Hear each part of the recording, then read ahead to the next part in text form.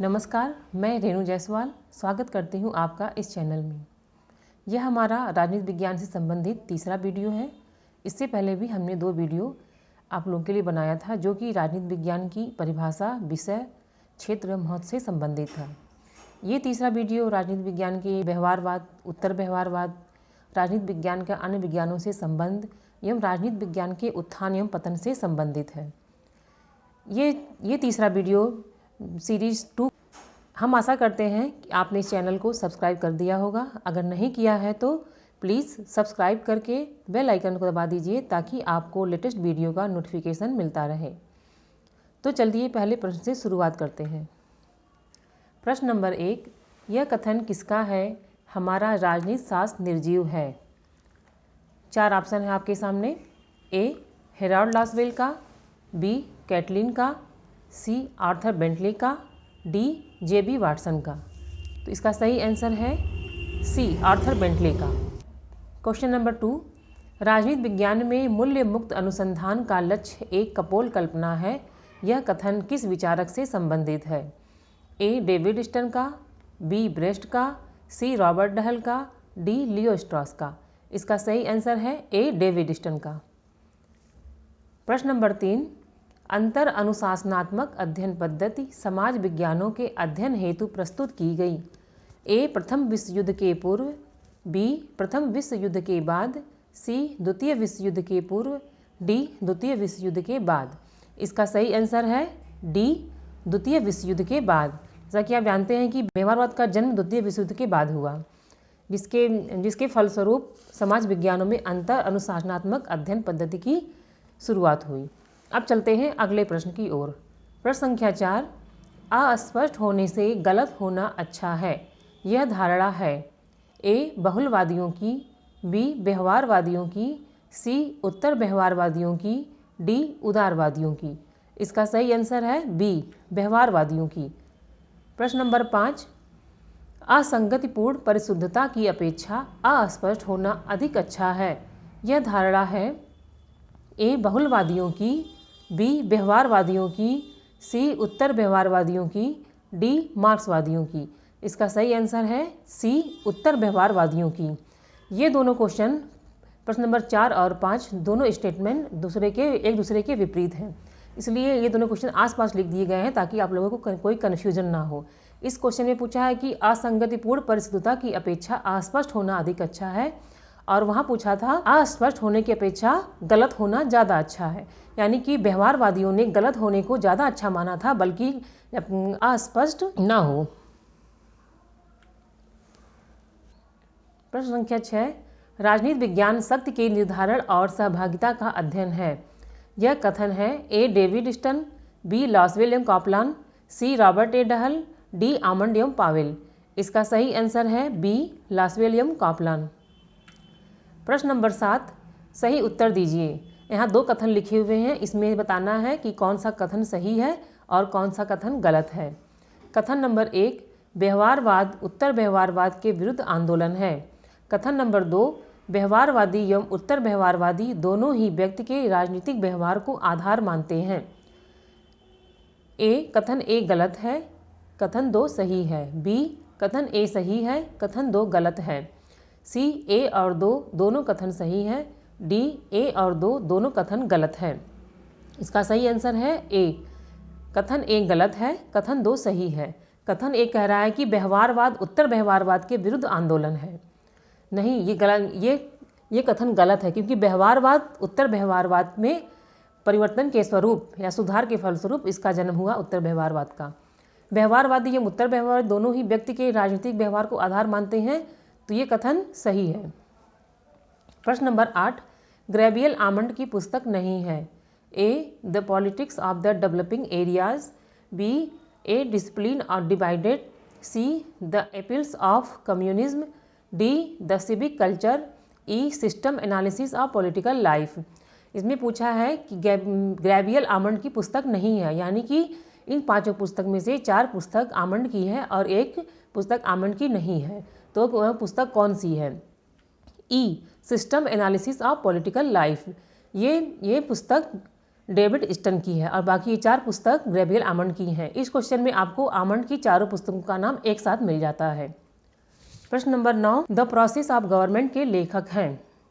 यहाँ एक पुस्तक का नाम लिखा हुआ है, उसमें से बताना इसकी राइटर कौन है। A G C. Field, B lord Acton, C lord Bryce, D Arthur Fisher Bentley. इसका सही आंसर है D Arthur Fisher Bentley. Arthur Fisher Bentley के बारे में जान लीजिए। आर्थर फिशर बेंटले अमेरिकी राजनीतिक वैज्ञानिक एवं दार्शनिक थे। उनकी यह पुस्तक 1930 में प्रकाशित हुई। उन्हें व्यवहारवादी क्रांति के शुरुआती समर्थक के रूप में सम्मानित किया गया था। द्वितीय विश्व युद्ध के बाद तक इस पुस्तक को अनदेखा किया गया, या यूं कहें कि इसको महत्व ही नहीं दिया गया, किंतु अब राजनीति विज्ञान में इसे क्लासिक माना जाता है। प्रश्न नंबर 10, निम्नलिखित में से कौन सा कथन सही है। ये 4 कथन लिखे हुए हैं, इनमें से पढ़ के बताना है कि आपको कौन सा कथन सही है और कौन सा कथन गलत है।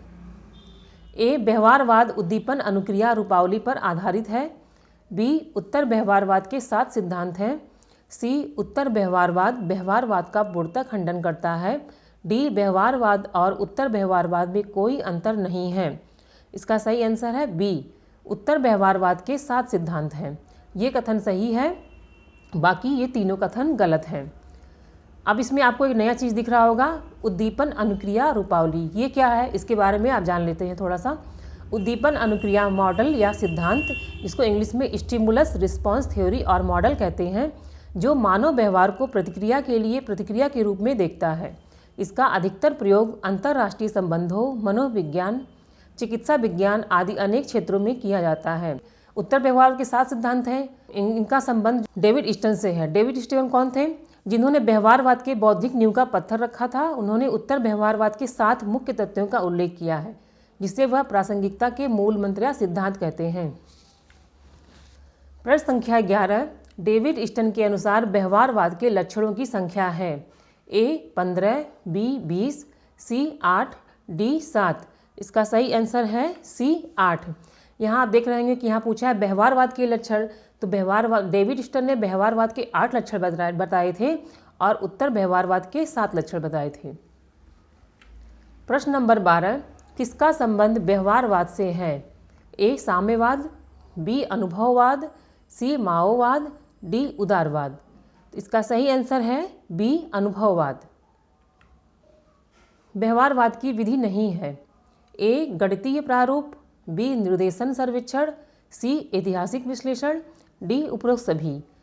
इसमें इस क्वेश्चन में पूछा गया है कि व्यवहारवाद की अध्ययन पद्धति इसमें से कौन नहीं है, तो इसका सही आंसर है सी ऐतिहासिक विश्लेषण। ऐतिहासिक विश्लेषण परंपरावादी राजनीति विज्ञान की विशेषता है। प्रश्न नंबर 14, किस शोध तकनीक का प्रयोग व्यवहारवाद में किया जाता है।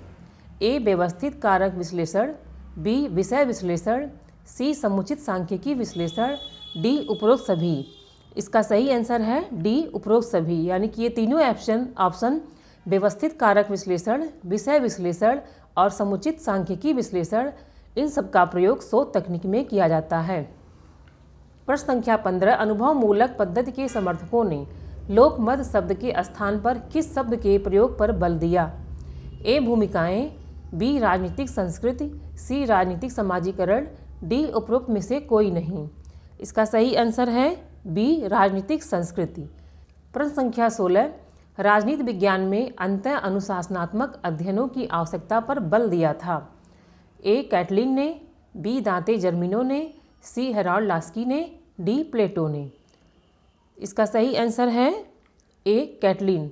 कैटलिन ने राजनीति विज्ञान में अंतः अनुशासनात्मक अध्ययन की आवश्यकता पर बल दिया था, यानी कि राजनीति विज्ञान का अन्य सामाजिक विज्ञानों से संबंध क्या होना चाहिए, इसकी आवश्यकता पर बल कैटलिन ने दिया था। प्रश्न संख्या 17, जो जमीन जोतता है वही उसका मालिक है, यह कथन किसका है। यह स्टेटमेंट लिखा हुआ है, आपको बताना है कि ये किस राजनीति शास्त्री का स्टेटमेंट है। A Karl Marx, B Lenin, C Gandhi, D माओ त्से तुंग। इसका सही आंसर है डी माओ त्से तुंग। माओ त्से तुंग ने अपनी पुस्तक न्यू डेमोक्रेसी में यह नारा बुलंद किया था कि जो जमीन जोतता है वही उसका मालिक है। प्रश्न नंबर 18, समाज के किसी वर्ग को थोड़ा ऊंचा उठाने के लिए सरकार किसी अन्य अधिक संपन्न वर्ग से उसकी संपत्ति का एक भाग छीन सकती है। यह कथन किस विचारक से संबंधित है? A. Pareto, B. Paul A. Samuelson, C. Hitler, D. Maurice Duverger. इसका सही आंसर है ए. पैरेटो। प्रश्न नंबर 19, डेविड स्टर्न ने राजनीतिक सिद्धांत के पतन का कारण बताया है। ए. अनुकूल परिस्थितियों का अभाव, बी. इतिहासवाद, सी. परंपरागत सिद्धांतों में मूल्यों की अधिकता, डी. उपरोक्त सभी। इसका सही आंसर है डी. उपरोक्त सभी। प्रश्न नंबर 20, लियो स्ट्रॉस ने राजनीतिक सिद्धांत के स्थान पर नया नाम दिया है, जो है ए. राजनीतिक दर्शन, बी. राजनीतिक विज्ञान, सी. राजनीति शास्त्र, डी. उपरोक्त सभी।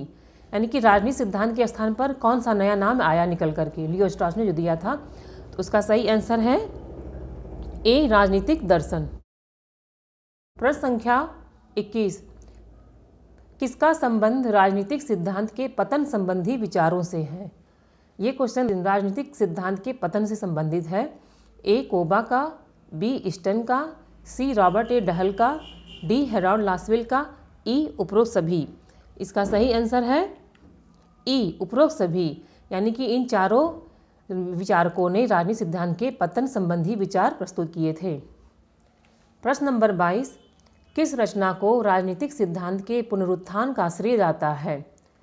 ए. थ्योरी ऑफ जस्टिस को, बी. द पॉलिटिकल सिस्टम को, सी. कॉन्स्टिट्यूशन ऑफ लिबर्टी को, डी. All of this. यानी कि ये कौन सी रचना है जो राजनीतिक सिद्धांत के पुनरुत्थान में सहयोग दिया? इसका आंसर है ए. Theory of justice. ये जॉन रॉल्स की पुस्तक का नाम है। और इन तीनों पुस्तकों के राइटर का भी नाम आप जान लीजिए। द पॉलिटिकल सिस्टम, ये डेविड स्टर्न की पुस्तक का नाम है। कॉन्स्टिट्यूशन ऑफ लिबर्टी, ये फ्रेडरिक हेयक की पुस्तक का नाम है। प्रश्न नंबर 23, राजनीतिक सिद्धांत के पतन से संबंधित कारण है। ए. प्रत्यक्षवाद, बी. व्यवहारवाद, सी. लोकतंत्र की सफलता, डी. उपरोक्त सभी। इसका सही आंसर है डी. उपरोक्त सभी। यानी प्रत्यक्षवाद, व्यवहारवाद और लोकतंत्र की सफलता, ये सब मिलकर राजनीतिक सिद्धांत के पतन से संबंधित कारण बनते हैं। प्रश्न नंबर 24, किस विचारक ने राजनीतिक सिद्धांत के पुनर्जीवन पर विशेष बल दिया? ए. ब्लॉन्डेन ने, बी. कोबा ने, सी. दांते एल जर्मिनो ने, डी. मार्क्स ने। इसका सही आंसर है सी. दांते एल जर्मिनो ने राजनीतिक सिद्धांत के पुनर्जीवन पर बल दिया। दांते एल जर्मिनो कौन थे, इनके बारे में आप जान लीजिए। दांते एल जर्मिनो ने आइडियोलॉजिकल रिडक्शनिज्म, जिसको वैचारिक अव्याख्यावाद या वैचारिक अपचयवाद भी कहा जाता है, की खोज की थी और वैचारिक अव्याख्यावाद को ही राजनीतिक सिद्धांत के पतन का कारण बताया। उनकी पुस्तक का नाम beyond ideology, the revival of political theory है। दांते एल जर्मिनो वर्जीनिया यूनिवर्सिटी में विदेशी संबंधों के प्रोफेसर थे। इससे पहले आपने नाम सुना होगा दांते एलिगिरी, लेकिन ये दूसरा नाम है दांते एल जर्मिनो। इनके बारे में आपको जानने के लिए हमने यहाँ इनके बारे में थोड़ा सा लिख दिया है। प्रश्न नंबर 25, धर्म शून्य राजनीति सर्वथा त्याज्य है। मैं धर्म से भिन्न राजनीति की कल्पना भी नहीं कर सकता। यह कथन किस विचारक का है? A. Kant, B. Mahatma Gandhi, C. G C. Field, D. Swami Vivekananda. यह कथन है बी. महात्मा गांधी। महात्मा गांधी धर्म आधारित राजनीति की बात करते हैं, तो ये इसका सही ऑप्शन होगा बी. महात्मा गांधी। प्रश्न नंबर 26, इतिहास अतीत की राजनीति है, राजनीति वर्तमान का इतिहास है। यह कथन है ए. फ्रीमैन का, बी. सीले का, सी. वेलिंगटन मूर का, डी. कार्ल मार्क्स का।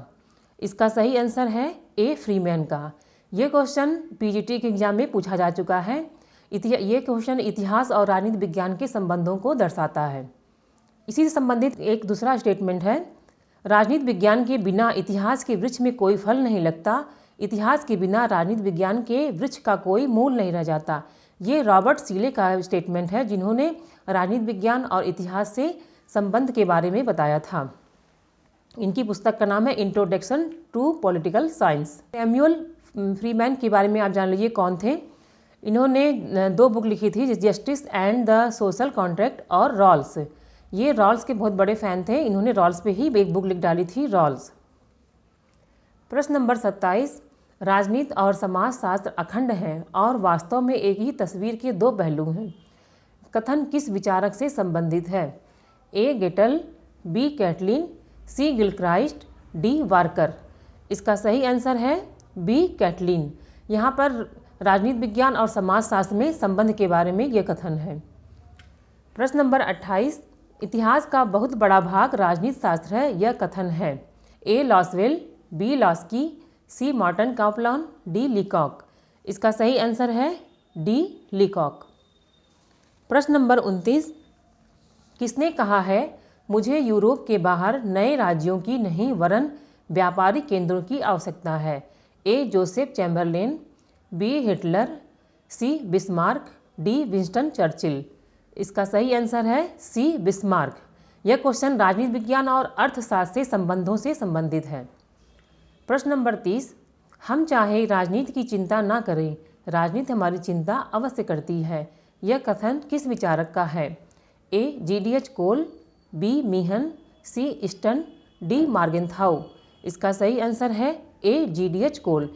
जी.डी.एच. कोल ने कहा कि हम चाहे राजनीति की चिंता ना करें, लेकिन राजनीति हमारी चिंता अवश्य करती है। धन्यवाद।